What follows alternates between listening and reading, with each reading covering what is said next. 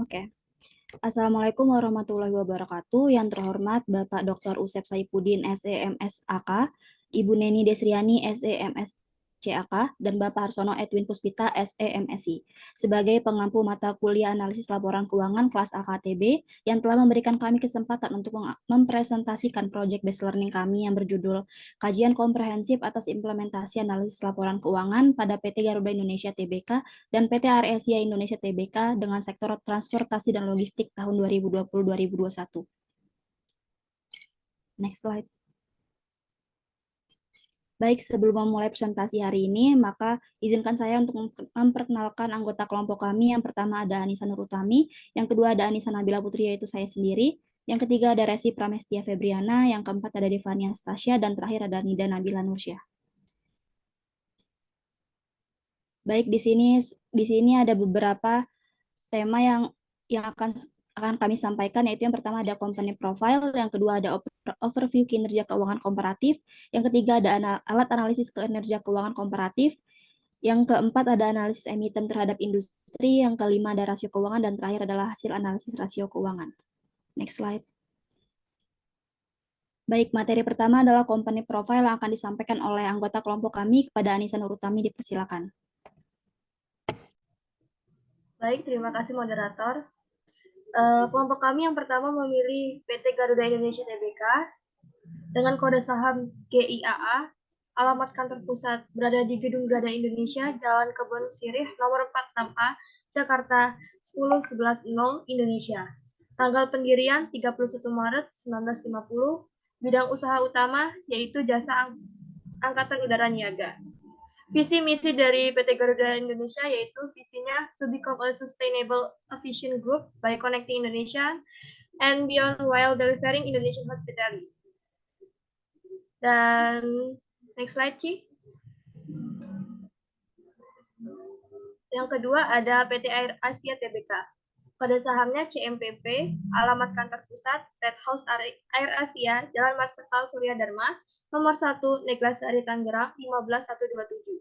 Tanggal pendirian September 1999.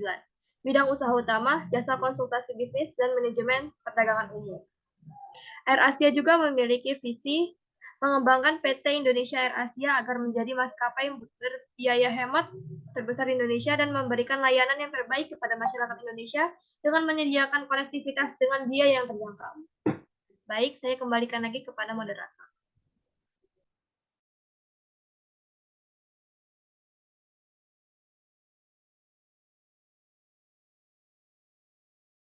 Baik, materi berikutnya akan disampaikan oleh Nida Nabila Nursyah. Pada Nida, saya akan melanjutkan untuk materi laporan posisi keuangan. Dari laporan posisi keuangan dari PT Garuda Indonesia dan PT Air Asia, di sini terdapat aset. Total aset di PT Garuda Indonesia Tbk dan PT Air Asia Tbk menunjukkan penurunan dari tahun 2020 ke tahun 2021.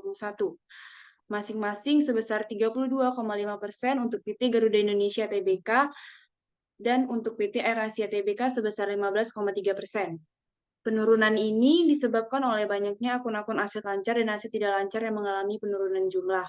Kemudian untuk liabilitas, total liabilitas di PT Garuda Indonesia, Tbk, dan PT Air Asia Indonesia menunjukkan peningkatan dari tahun 2020 ke 2021, masing-masing sebesar 5,6% untuk PT Garuda Indonesia Tbk dan untuk PT Air Asia Tbk sebesar 15,1%. Peningkatan ini dikarenakan meningkatnya liabilitas jangka pendek berupa utang usaha, walaupun terjadi penurunan pada liabilitas jangka panjang. Kemudian untuk ekuitas. Total ekuitas di PT Garuda Indonesia Tbk dan PT Air Asia Tbk menunjukkan peningkatan dari tahun 2020 ke tahun 2021, masing-masing sebesar 218,1% untuk PT Garuda Indonesia Tbk dan untuk PT Air Asia Tbk sebesar 78,8%. Hal ini sejalan dengan menurunnya total aset. Selanjutnya, kemudian untuk laporan laba rugi dan penghasilan komprehensif lain. Dari tabel tersebut, dapat ditarik kesimpulan bahwa pada bagian pendapatan, PT Garuda Indonesia Tbk berhasil mencatat pendapatan usahanya senilai 19.073.078.455.214 rupiah pada tahun 2021. Nilai ini mengalami penurunan sebesar 9,38% dari tahun sebelumnya yaitu tahun 2020, yang mampu memperoleh pendapatan senilai 21.049.345.074.706 rupiah. Hal ini dikarenakan turunnya pendapatan dari penerbangan yang terjadwal. Sedangkan untuk PT AirAsia Tbk berhasil mencatat pendapatan usahanya senilai 626.737.959 rupiah pada tahun 2021, di mana pada tahun ini mengalami penurunan sebesar 61,1% dari tahun sebelumnya yaitu tahun 2020, yang mampu memperoleh pendapatan usahanya sebesar 1.610.973.387.45 rupiah. Hal ini dikarenakan menurunnya pendapatan dari penerbangan terjadwal. Kemudian untuk beban pokok pendapatan. Beban pokok pendapatan pada Garuda Indonesia menurun pada tahun 2021 menjadi 3.722.816.514.600 rupiah atau sebesar 21% dari tahun sebelumnya, yaitu 4.714.233.540.700 rupiah. Hal tersebut dikarenakan berkurangnya beban operasional penerbangan, pemeliharaan dan perbaikan beban umum dan administrasi dan beban lainnya. Kemudian untuk beban pokok pada PT AirAsia Indonesia menurun pada tahun 2021 menjadi 2.294.832.465.970 rupiah atau sebesar 48% dari tahun sebelumnya, yaitu 4.410.034.732.710 rupiah. Hal tersebut dikarenakan berkurangnya beban penyusutan, bahan bakar, perbaikan dan pemeliharaan dan beban lainnya. Kemudian untuk bagian laba atau rugi bruto. Garuda Indonesia mencatat rugi brutonya sebesar 5.653.620.692.200 rupiah pada tahun 2021. Sedangkan pada tahun 2020 sebesar 3.143.547.981.900 rupiah. Rugi bruto Garuda Indonesia ini mengalami peningkatan sebesar 79,8%. Kenaikan rugi bruto ini meningkat sejalan dengan menurunnya pendapatan perusahaan. Kemudian untuk PT AirAsia mencatat ruginya senilai 1.666.830.728.100 rupiah pada tahun 2021. Sedangkan pada tahun 2020 sebesar 2.861.061.345.666 rupiah. Rugi bruto pada PT AirAsia ini mengalami penurunan sebesar 47,5%. Kemudian untuk laba rugi usaha. Rugi usaha yang didapat oleh Garuda Indonesia pada tahun 2021 sebesar 6.455.505.572.600 rupiah. Sedangkan pada tahun 2020, Garuda Indonesia mendapatkan kerugian sebesar 3.699.360.038.600 rupiah. Yang artinya Garuda Indonesia mengalami peningkatan rugi usahanya. Untuk PT AirAsia mengalami kerugian pada tahun 2021 sebesar 1.930.320.737.798 rupiah. Sedangkan pada tahun 2020 PT AirAsia mendapatkan kerugian usahanya sebesar 3.609.607.805.197 rupiah. Yang artinya PT AirAsia Indonesia mengalami penurunan kerugian usahanya. Yang terakhir untuk laba rugi tahun berjalan.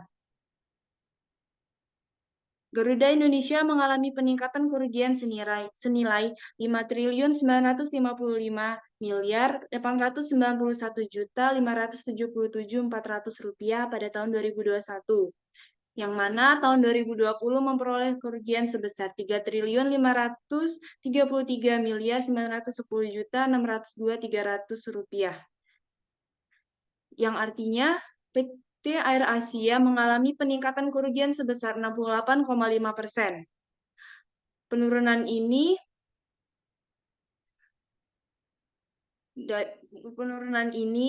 senilai 2.377.876.178.35 rupiah pada tahun 2021. Sedangkan untuk tahun 2020 memperoleh kerugian sebesar 2.589.589.873.561 rupiah, yang artinya PT AirAsia mengalami penurunan kerugian sebesar 15,1%. Kemudian untuk laba rugi komprehensif tahun berjalan, Garuda Indonesia mengalami peningkatan kerugian komprehensif tahun berjalan sebesar 66%. Dari yang awalnya senilai 3.576.311.805.900 rupiah pada tahun 2020 menjadi 5.939.129.018.300 pada tahun 2021. Kenaikan tersebut terjadi karena sejalan dengan penurunan pendapatan usaha. Kemudian untuk PT AirAsia mengalami penurunan kerugian komprehensif tahun berjalan sebesar 18,1%. Dari yang awalnya senilai 2.821.871.323.234 rupiah pada tahun 2020 menjadi 2.294.276.804 rupiah pada tahun 2021. Itu saja yang dapat saya sampaikan. Selanjutnya akan dilanjutkan oleh rekan saya.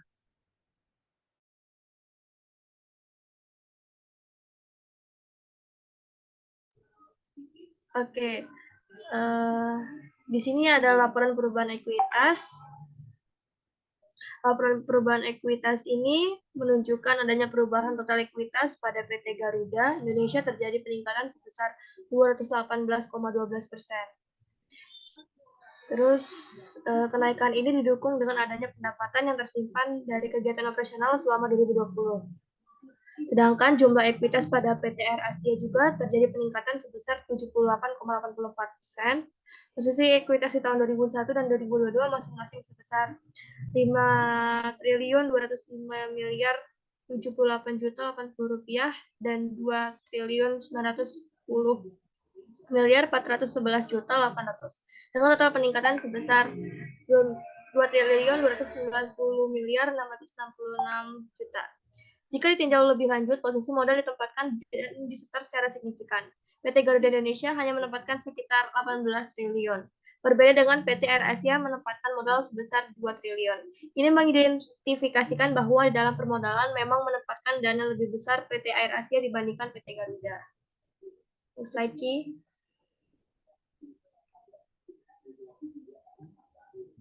Oke, selanjutnya di sini ada laporan arus kas. Arus kas bersih didapatkan dari kegiatan operasional meningkat sebesar 24,47% di laporan arus kas PT Garuda. Peningkatan penerimaan kas pada aktivitas operasi utamanya dipengaruhi dan penerimaan kas dari pelanggan yang meningkat cukup signifikan pada 2020. Hal ini berkesinambungan dengan pertumbuhan pendapatan dari jasa penerbangan. Jika dilihat pada aktivitas investasi, terdapat pengeluaran kas untuk dana cadangan pembelian pesawat sejumlah 227.692.728.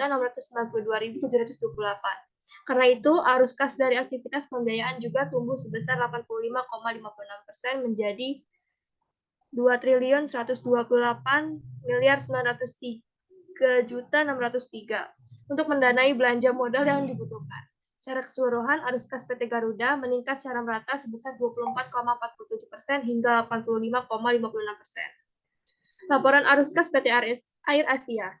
Kas neto yang diperoleh dari aktivitas operasi pada 2021 adalah 31.688.778.000, menurun sebesar 71,19% dari kas neto yang diperoleh dari aktivitas operasi pada periode 31 Desember 2020. Penurunan ini disebabkan oleh peningkatan dari pendapatan atau penerimaan kas dari pelanggan. Kas neto yang digunakan untuk aktivitas investasi menurun signifikan, sebesar 68,09% dari 2020. Penyebab utama adanya hasil penjualan aset tetap serta biaya pemeliharaan pesawat yang lebih tinggi pada tahun 2020. Pada tahun 2020 ke 2021 juga terjadi perubahan besar dalam arus kas. Dikarenakan adanya pengeluaran kas ke pemasok, pengeluaran kas karyawan, serta pembayaran pinjaman bank. Baik, selanjutnya akan dilanjutkan oleh rekan saya. Baik, berikutnya akan disampaikan oleh saya yaitu alat analisis kinerja keuangan komparatif. Next slide. Laporan keuangan berfungsi untuk memberikan informasi yang berguna bagi para pemakai. Kepentingan khususnya sebagai pertimbangan dalam proses akuntansi hingga dapat menginterpretasi serta menganalisis laporan keuangan perusahaan. Laporan keuangan memiliki 14 analisis rasio yang merupakan salah satu alat analisis keuangan yang umum digunakan. Perhitungan rasio menggunakan perhitungan yang dapat diinterpretasikan, yaitu menurut Erika tahun 2018. Pada setiap periode, perusahaan akan menyiapkan laporan keuangan atau financial statement yang terdiri dari laporan neraca atau balance sheet, laporan laba rugi atau income statement, laporan arus kas atau cash flow statement, dan laporan perubahan modal atau capital statement. Next slide. Rasio keuangan atau finansial rasio memberikan gambaran kepada penganalisa tentang baik atau buruknya kondisi suatu perusahaan. Analisis rasio keuangan atau finansial rasio analisis merupakan kegiatan membandingkan angka yang terdapat pada laporan keuangan dengan membagi angka dengan angka lainnya.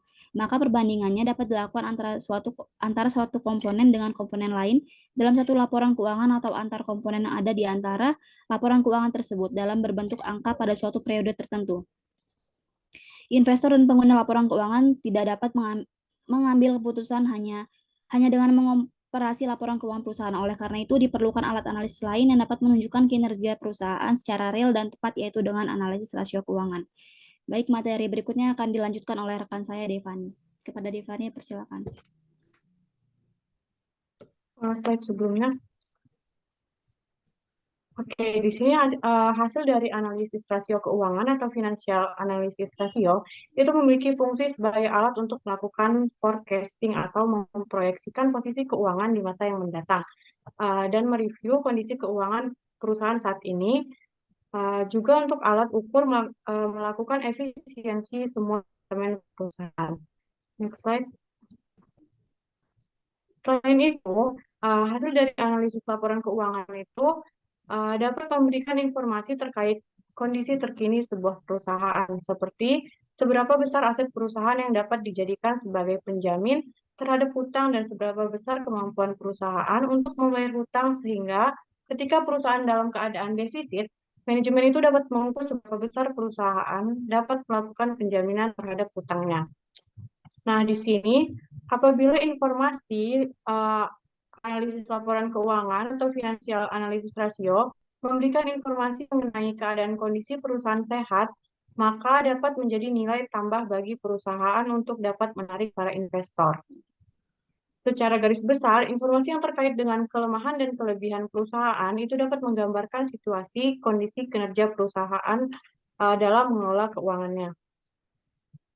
Selanjutnya akan dilanjutkan oleh rekan. Selanjutnya yaitu analisis emiten terhadap industri.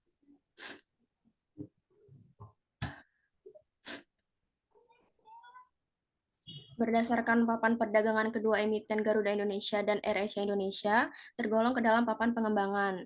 Informasi tersebut didapatkan dari website Bursa Efek Indonesia. Garuda Indonesia yang semula berada pada posisi utama, saat ini mendapatkan posisi di papan pengembangan karena mengalami degradasi oleh BI, karena emiten tersebut mengalami kerugian sebesar 24 miliar. Hal ini dapat mengartikan bahwa sejatinya kedua perusahaan tersebut belum dikategorikan sebagai pemimpin di bidang transportasi dan logistik. Namun, harga saham kedua perusahaan tersebut sangat luar biasa jika dibandingkan dengan emiten dalam industri dan papan pencatatan sejenis. Dengan demikian, kedua perusahaan memiliki prospek status yang tinggi ke depan sebagai pemimpin di bidang transportasi dan logistik. Nah, selanjutnya kita masuk ke analisis rasio perusahaan dari kedua perusahaan ini. Dalam rasio ini, terdapat 5 rasio yang dapat mengukur kemampuan suatu perusahaan. Yang pertama ini ada rasio likuiditas. Rasio likuiditas merupakan sebuah metrik keuangan yang digunakan untuk mengukur kemampuan debitur untuk melunasi kebijakan atau utang yang dimilikinya. Kata liquid di sini diartikan jika perusahaan dinilai mampu bertanggung jawab dalam melunasi utang yang dimilikinya. Nah, ada dua jenis di rasio likuiditas. Yang pertama ada current ratio.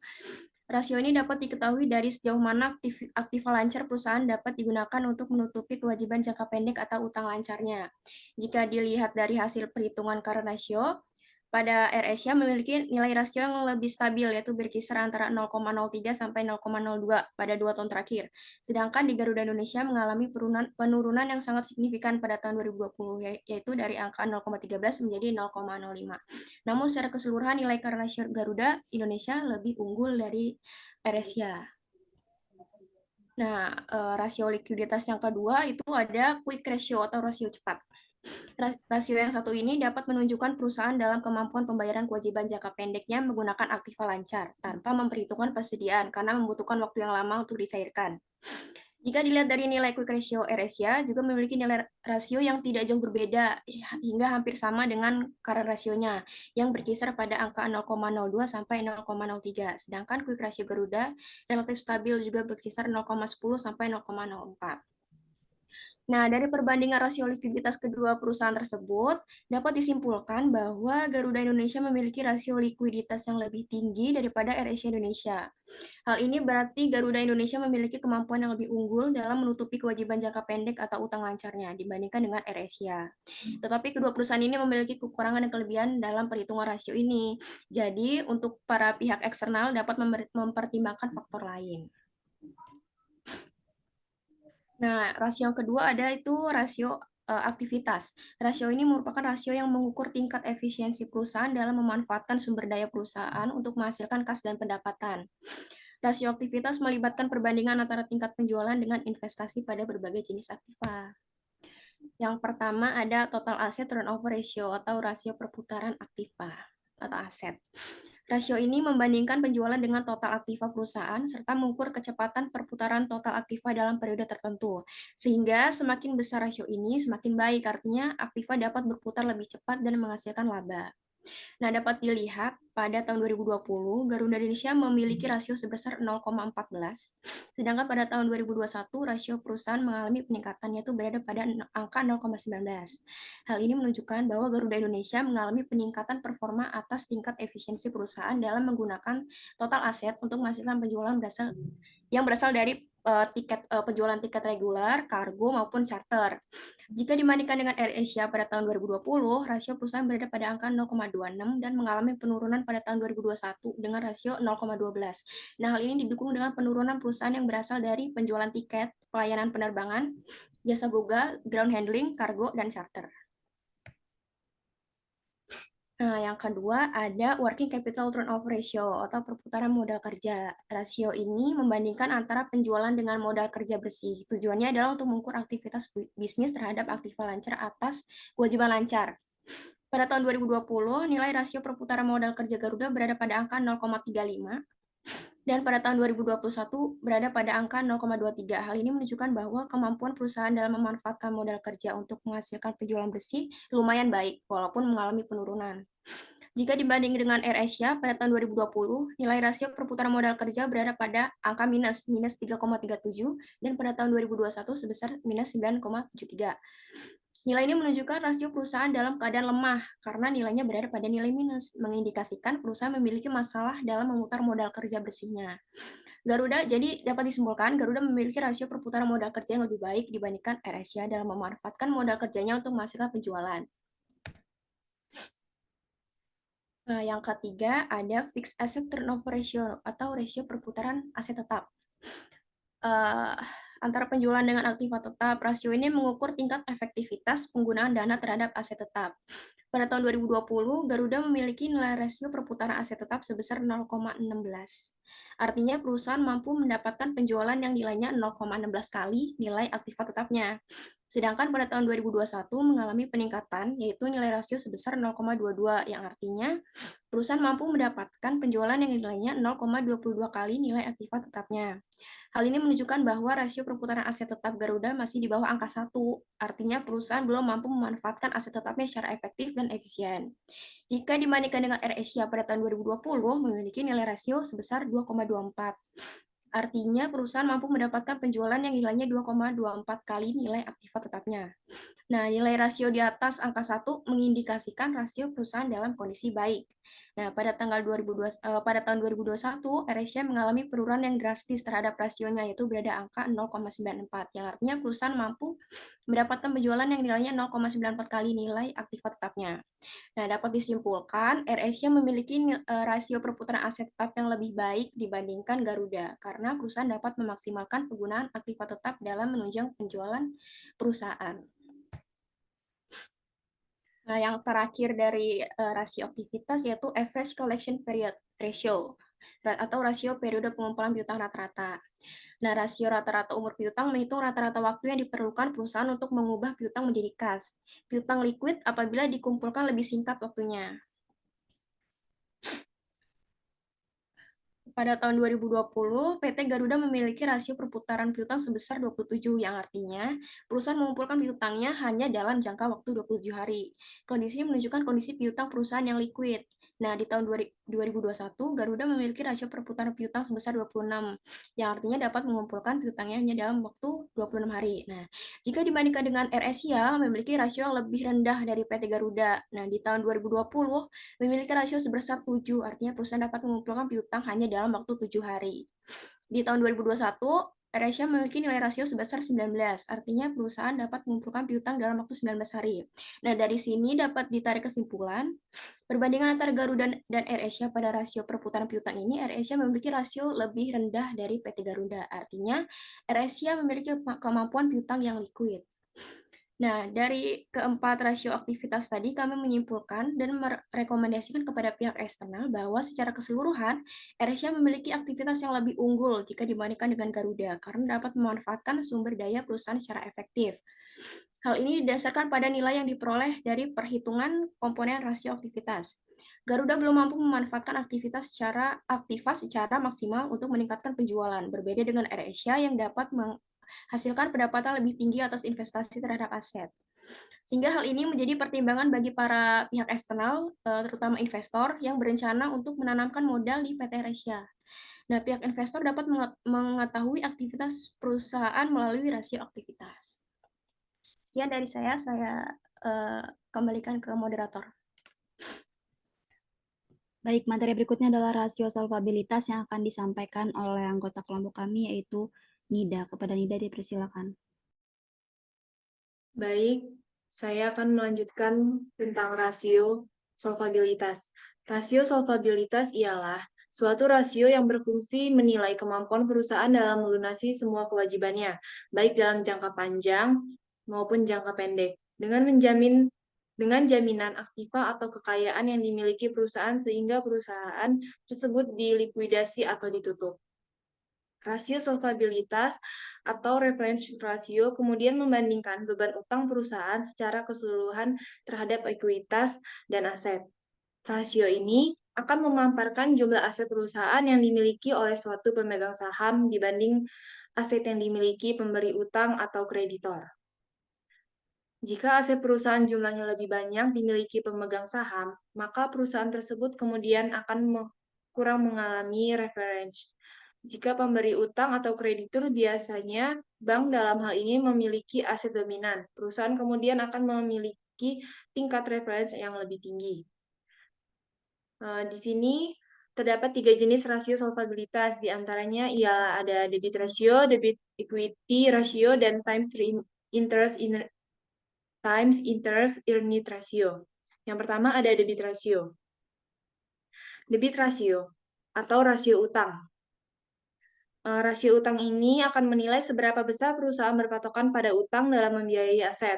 Rasio ini juga akan membandingkan total utang atau liabilitas dengan total aset yang dimiliki. Aset perusahaan sebagai sumber daya yang diperoleh dari kegiatan lain atau transaksi di masa lalu sehingga menjadi milik perusahaan. Sedangkan ekuitas sebagai hak residual atas aset perusahaan setelah mendapat pengurangan seluruh liabilitas yang sesuai dengan hakikat akuntansinya. Rasio ini juga akan memperlihatkan kemampuan perusahaan yang akan mendapatkan pinjaman baru sebagai jaminan aktiva yang tetap agar dimiliki oleh suatu perusahaan serta tambahan modal. Rumusnya sebagai debit rasio sama dengan total utang dibagi total aset. Berikut, di sini ada grafik tentang debit rasio untuk PT Garuda Indonesia dan dengan PT Air Asia. Di sini di PT Garuda Indonesia pada tahun 2020 debit rasionya senilai 1,18%. Dan untuk tahun 2021-nya senilai 1,84%. Untuk di PT Air Asia 2020 senilai 1,47% dan pada tahun 2021 senilai 2,1%. Berdasarkan hasil perhitungan di atas, nilai debit rasio yang dimiliki Garuda Indonesia lebih rendah, yakni di bawah 2 yang memiliki arti bahwa kinerja Garuda Indonesia yang lebih stabil dan memiliki potensi umur panjang, karena aset perusahaan dibiayai dari ekuitas atau modal milik perusahaan sendiri. Sedangkan untuk Air Asia di atas 2,5, yang artinya sebagian aset perusahaan dibiayai oleh utang. Slide selanjutnya. Kemudian untuk debit to equity ratio. Debit equity to ratio memaparkan porsi relatif antara utang dan ekuitas yang kemudian digunakan dalam membiayai aset perusahaan. Debit to equity ratio ini juga akan membandingkan total ekuitas dan liabilitas. Jumlah utang sendiri tidak boleh lebih besar jumlahnya dibanding modal agar beban perusahaan tidak bertambah. Rasio ini juga akan memperlihatkan dana pinjaman yang segera jatuh tempo serta akan ditagih jika dibandingkan dengan modal yang dimiliki. Perhitungan rasio ini bertujuan mengetahui seberapa besar modal yang dibutuhkan termasuk diantaranya jenis-jenis modal dan pengertian modal yang menjadi jaminan utang lancar. Di sini ada grafik dari debit to equity ratio pada PT Garuda Indonesia dan PT Air Asia. Berdasarkan hasil perhitungan di atas, dapat disimpulkan bahwa Air Asia memiliki kemampuan melunasi kewajiban yang lebih baik daripada Garuda Indonesia. Hal ini dikarenakan debit to equity ratio milik Air Asia lebih kecil dibandingkan Garuda Indonesia. Karena semakin kecil debit equity ratio yang diperoleh, maka semakin kecil pula resiko yang dimiliki perusahaan untuk membayar kewajiban. Slide selanjutnya. Yang terakhir ada times interest earned ratio. Time interest earned ratio disebut juga sebagai interest coverage ratio, yang kemudian akan mengukur kemampuan perusahaan dalam melunasi berbagai beban bunga hutang di masa yang akan datang. Rasio ini juga akan membandingkan antara bunga terhadap biaya bunga sesuai dengan prinsip akuntansi dan laba sebelum pajak. Bunga yang dibayarkan terkait dengan time interest earned ratio biasanya dilakukan untuk pembayaran jangka panjang sebagai pengeluaran berkelanjutan. Layaknya pengeluaran tetap lainnya, apabila perusahaan tidak mampu membayar, maka bisa dituntut bahkan bisa saja hingga perusahaan mengalami failit. Kemudian untuk rumusnya yaitu pendapatan ditambah bunga sebelum bunga dan pajak dibagi beban bunga. Di sini kita bisa lihat grafik dari time interest earned ratio dari perusahaan Garuda Indonesia dan PT Air Asia Indonesia. Dari grafik tersebut, kita dapat menyimpulkan bahwa Air Asia memiliki kemampuan menutupi biaya bunga lebih banyak, sedangkan Garuda Indonesia memiliki kemampuan menutupi biaya bunga lebih sedikit. Hal tersebut akan menyulitkan Garuda Indonesia untuk memperoleh tambahan pinjaman di kemudian hari. Kemudian untuk rekomendasi kepada pengguna laporan keuangan. Secara keseluruhan, Garuda Indonesia memiliki solvabilitas yang lebih baik daripada PT AirAsia Indonesia, yang artinya kemampuan PT Garuda Indonesia untuk memenuhi kewajiban jangka panjang dan jangka pendeknya lebih terjamin. Masing-masing perusahaan dapat menggunakan hasil analisis solvabilitas sebagai bahan pertimbangan dalam untuk mengetahui seberapa besar pinjaman yang dibutuhkan dan dapat dibayar kembali kepada kreditor.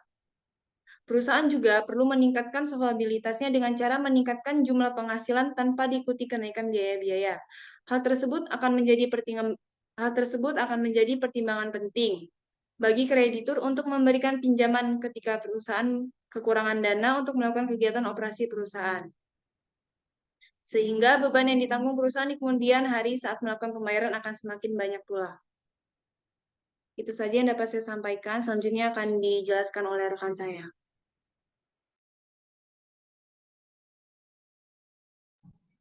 Oke, baik, saya lanjutkan. Di sini ada rasio profitabilitas. Rasio profitabilitas adalah kemampuan perusahaan untuk menghasilkan laba selama periode tertentu. Perusahaan dengan kemampuan menghasilkan laba yang baik menunjukkan kinerja perusahaan yang baik, sebab profitabilitas sering dijadikan sebagai ukuran untuk menilai kinerja perusahaan. Next slide. Baik, yang pertama di sini ada net profit margin. Di sini saya menghitung dengan dalam keadaan rugi berjalan. Dalam hal ini, grafik ini menunjukkan bahwa PT GIAA mengalami kenaikan rasio NPM 2021 sebesar 312,26% dibandingkan tahun 2020 hanya sebesar 165,90%. Hal ini dihitung sudah dikonversi berdasarkan kurs dari dolar ke rupiah. Sedangkan PT CMPP mampu menghasilkan rasio NPM sebesar 170,98% di tahun 2020 dan naik menjadi 373,46% di tahun 2021. Hal ini menunjukkan bahwa PT GIAA dan PT CMPP dalam 2020 dan 2021 menunjukkan adanya penurunan. Penurunan yang tinggi dikarenakan tahun 2020 dan 2021 itu dalam keadaan seluruh dunia, bahkan negara kita sendiri mengalami wabah penyakit, yaitu adanya COVID-19. Next slide.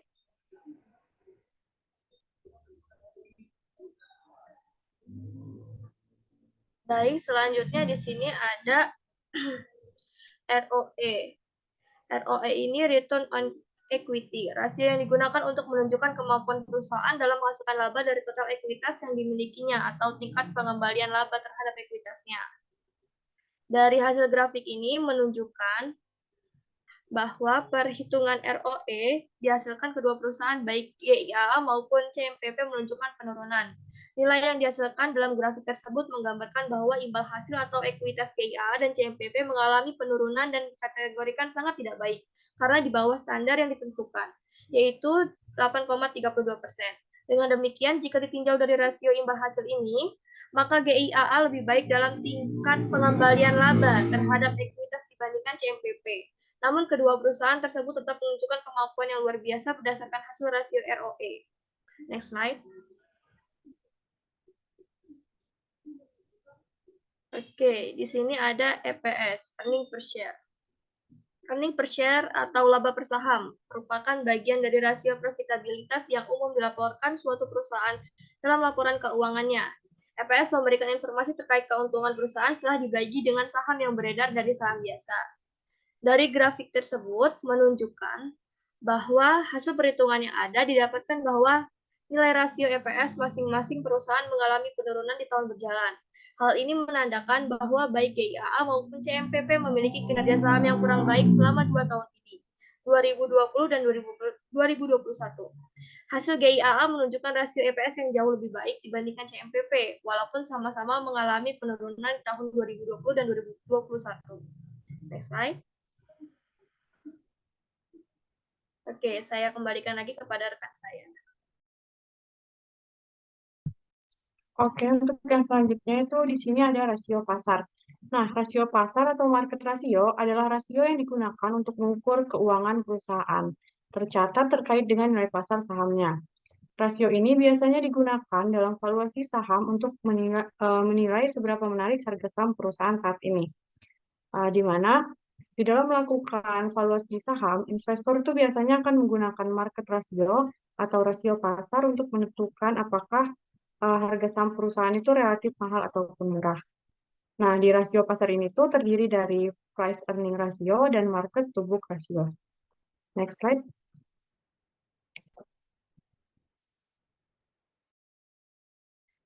Di sini ada price earning ratio.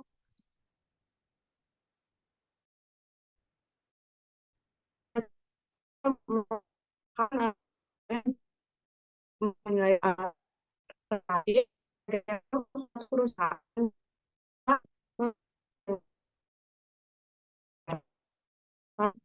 PS. Berita price earning ratio untuk PT AirAsia dan Garuda Indonesia.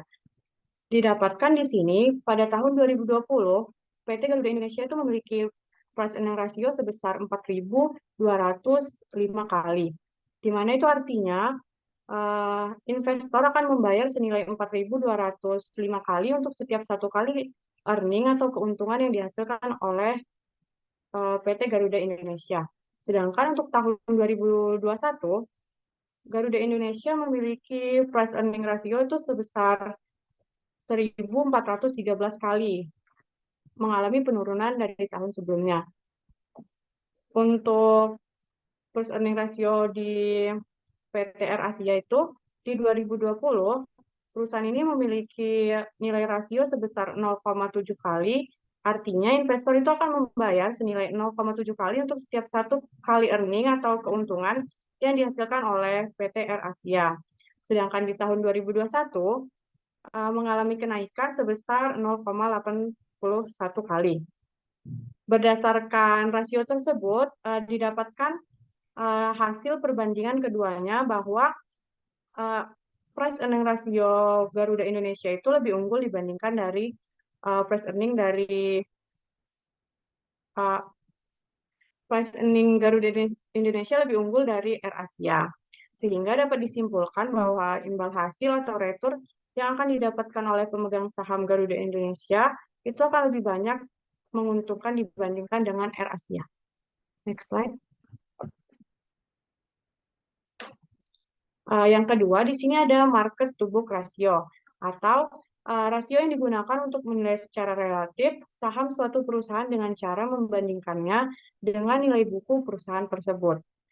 Di sini ada market to book ratio untuk PT Garuda Indonesia dan PT AirAsia.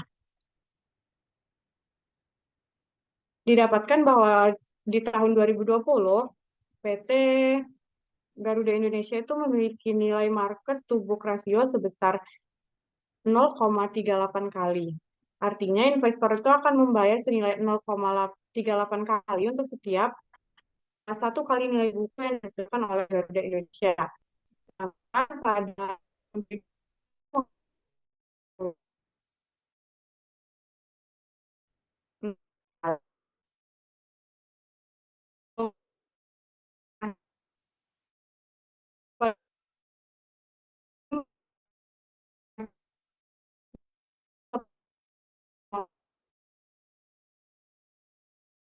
satu itu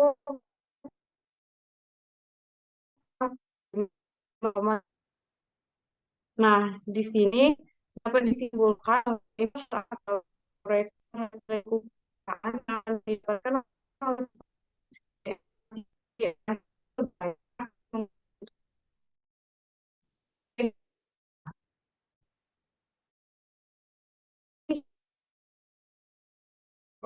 kedua perusahaan AirAsia dan Garuda Indonesia ini memiliki kelebihan masing-masing, di mana PT Garuda Indonesia itu mempunyai earning range yang lebih unggul, sedangkan PT AirAsia itu lebih unggul pada market to book ratio.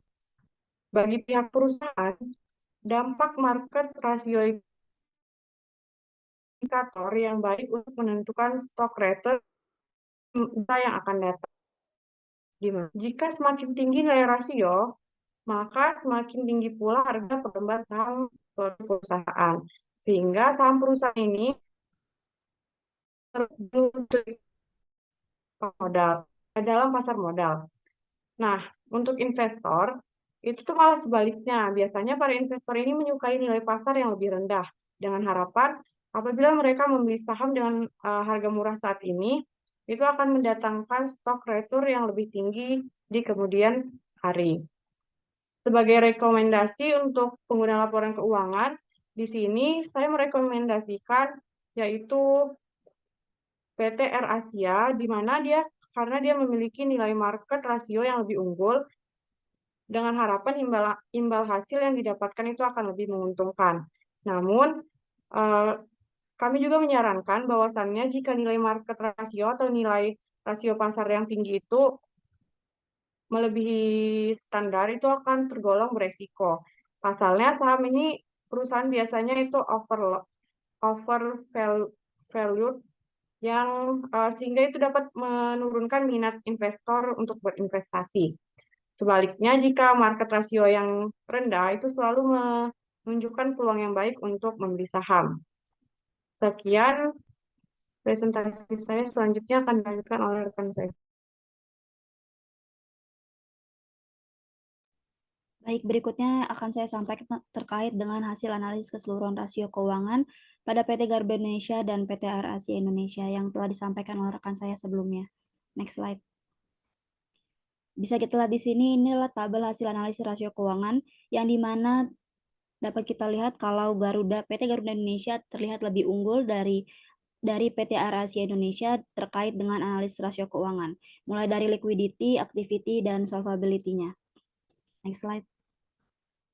Masih sama dengan sebelumnya, di sini bisa dilihat kalau PT Garuda Indonesia jauh lebih unggul dari PT Air Asia, mulai dari profitability dan marketnya. Next slide. Berdasarkan perhitungan dan analisis rasio keuangan, rasio Garuda Indonesia menunjukkan kinerja yang lebih baik jika dibandingkan dengan Air Asia.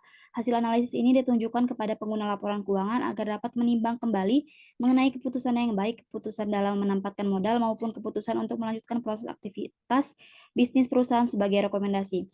Sebagai rekomendasi, tim merekomendasikan investor untuk menanamkan modalnya di Garuda Indonesia dengan mempertimbangkan harga saham yang di bawah Air Asia, tetapi dengan prospek Garuda Indonesia untuk menghasilkan return yang lebih baik dan berpeluang lebih besar. Next slide.